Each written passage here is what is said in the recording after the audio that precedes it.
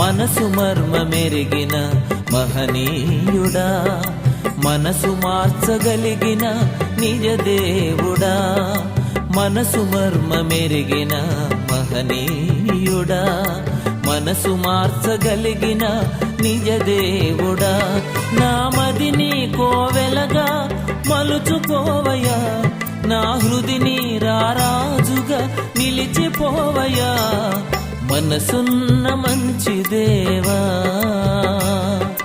నీ మనసును నాకిచ్చావా.